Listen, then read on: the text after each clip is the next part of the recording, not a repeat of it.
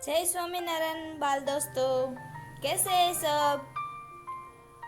Online शिक्षण में आप सबका हार्दिक स्वागत है।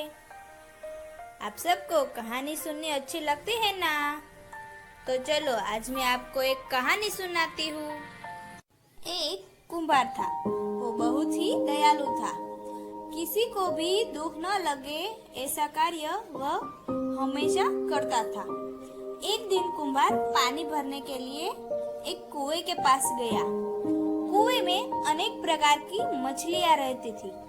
कुंभार ने पानी भरने के लिए अपनी बाल्टी कुएं में डाली। जैसे ही बाल्टी कुएं में जाती है कि सारी मछलियां इधर उधर भागने लगती है, किंतु एक नन्ही सी मछली वहीं रहती है। वह तो बहुत खुश हो जाती है।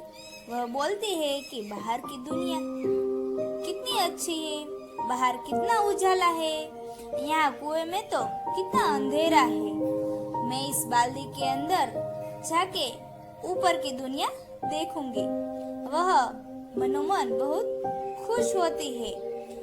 तभी उसकी माँ ने उसे रोका कि नहीं बेटा, हमारा जीवन पानी ही है, पानी के बगैर हम मर जाते हैं, तो तुम अपना विचार छोड़ दो।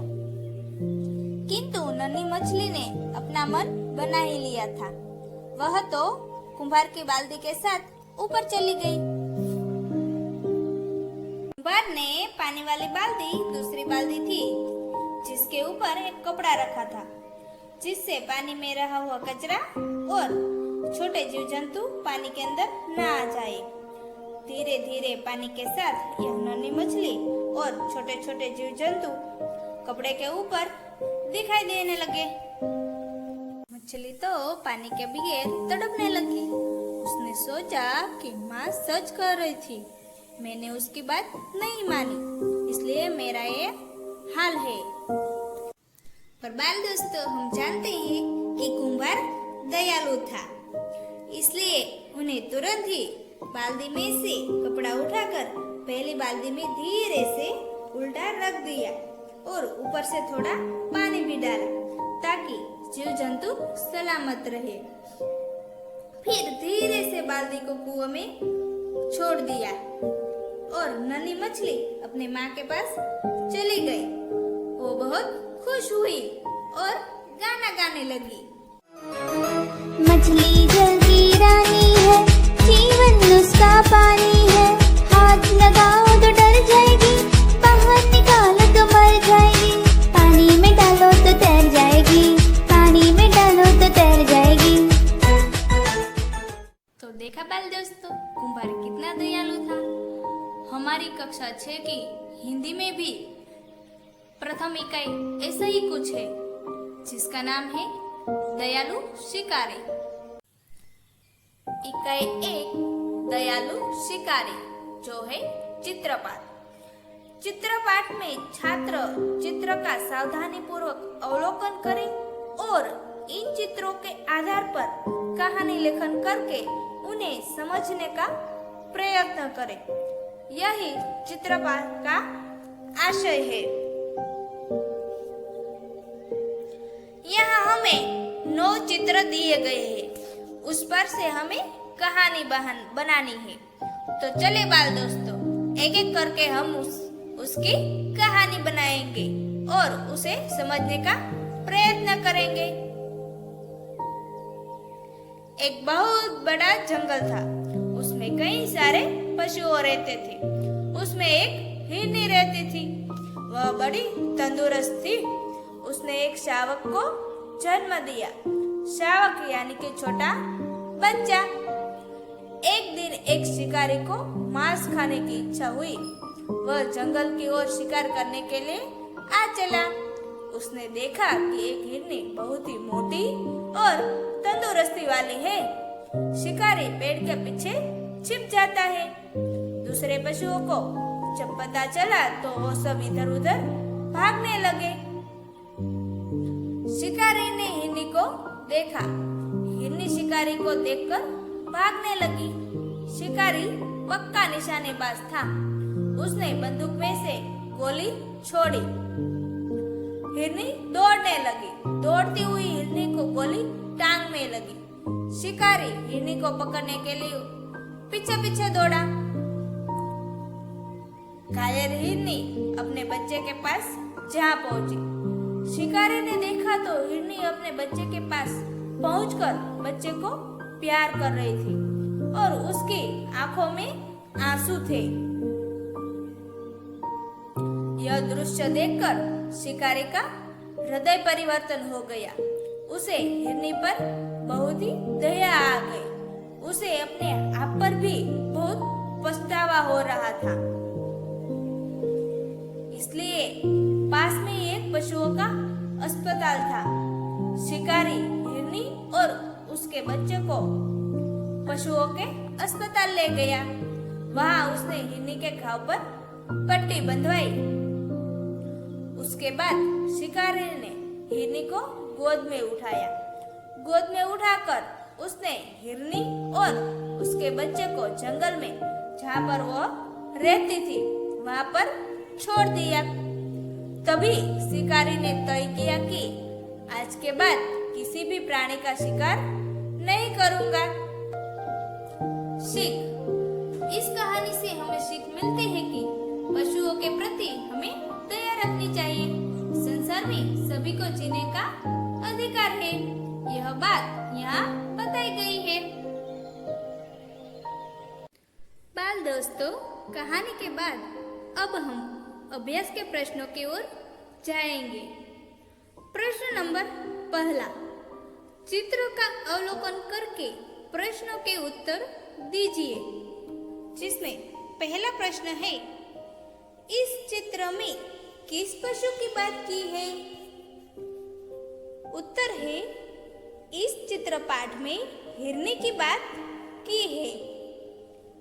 प्रश्न 2, आपने किन किन पशुओं को देखा है? उत्तर, मैंने कुत्ता, गाय, बैल, घोड़ा, ऊंट, बकरी जैसे पालतू पशु को देखे हैं। इसके अलावा मैंने प्राणी संग्रहालय में शेर, बाघ, हाथी, जंगली बंदर आदि को भी देखे हैं। प्रश्न 3, जंगल में कौन कौन से जानवर देखने को मिलते हैं? उत्तर, जंगल में हाथी, शेर, बाघ, हिरन, बंदर, जंगली भैंस, चीता आदि जानवर देखने को मिलते हैं। प्रश्न 4, चित्रपाठ के आधार पर शब्दों की सूची बनाइए। उदाहरण है शिकारी, दयालु। तो हमें भी चित्रपाठ के आधार पर से शब्दों को यहाँ पर लिखना है, यानी कि उसकी सूची बनानी है। सूची यानी कि यादी,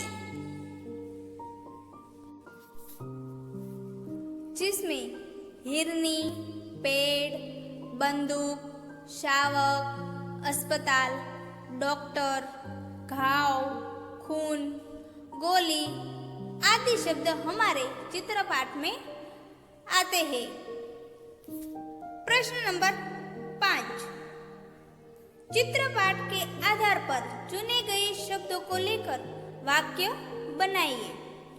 जिसमें हमें उदाहरण दिया गया है, एक दयालु शिकारी था।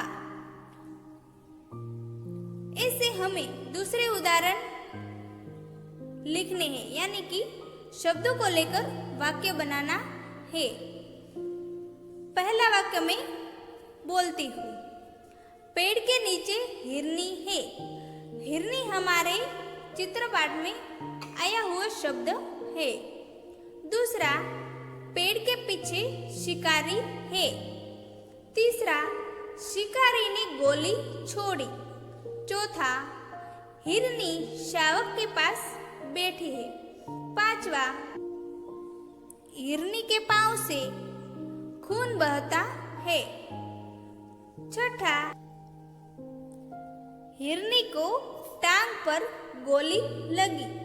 सातवां, शिकारी हिरनी को अस्पताल ले जाता है। आठवां, शिकारी हिरनी को पट्टी बंधवाकर वापस ले आता है। 9वां, शिकारी हिरनी को जंगल में छोड़ देता है। तो बाल दोस्तों, यहाँ पर हिरनी, शिकारी, गोली, शावक, खून, टांग, अस्पताल, पट्टी और जंगल आदि हमारे चित्रपाठ के शब्द हैं। प्रश्न 2, चित्रों के आधार पर निम्नलिखित जैसे प्रश्न पूछकर दयालु शिकारी कहानी बनाइए। उदाहरण, पहले चित्र में हिरनी क्या कर रही है? हिरनी जंगल में क्या क्या खाती होगी? हिरनी देखने में कैसी है? शिकारी हिरनी का शिकार क्यों करना चाहता था? गोली मारने के बाद शिकारी ने क्या किया? हिरनी के समीप जाकर शिकारी ने क्या देखा? शिकारी हिरनी को कहाँ ले गया? क्यों? शिकारी ने हिरनी के साथ कैसा व्यवहार किया? क्यों? तो बाल दोस्तों, हमें भी ऐसे उदाहरण जैसे कई वाक्य बनाकर दयालु शिकारी कहानी बनानी है। देखिए, मैं आपको उदाहरण के जैसे कुछ अन्य वाक्य देती हूँ। यह किस स्थान का चित्र है? दूसरा है, पहले चित्र में कौन सा पशु है? दूसरे चित्र में कौन कौन दिखाई देते हैं? शिकारी कहाँ बैठा है? शिकारी जंगल में क्यों आया है? शिकारी के पास क्या है? हिरनी को गोली कहाँ लगी? हिरनी को टांग में गोली लगी तो वह कहाँ दौड़ने लगी? हिरनी किसके पास जा पहुंची? हिरनी बच्चे के पास पहुंची तब हिरनी और बच्चा मिलकर क्या करने लगे? यह दृश्य देखकर किसको दया आई? शिकारी दौड़कर कहाँ गया? शिकारी ने हिरनी को किस तरह उठाया? पट्टी बंधवाने के बाद शिकारी हिरनी को कहाँ छोड़ गया? अंतिम चित्र में क्या दिखाई देता है? इस कहानी से हमें क्या सीख मिलती है? हमें पशुओं के साथ कैसा व्यवहार करना चाहिए? तो बाल दोस्तों, मैंने उदाहरण के जैसे कई अन्य सारे वाक्य आपके सामने प्रस्तुत किए हैं। तो अब आपको दयालु शिकारी कहानी अपनी रफ बुक में लिखनी है।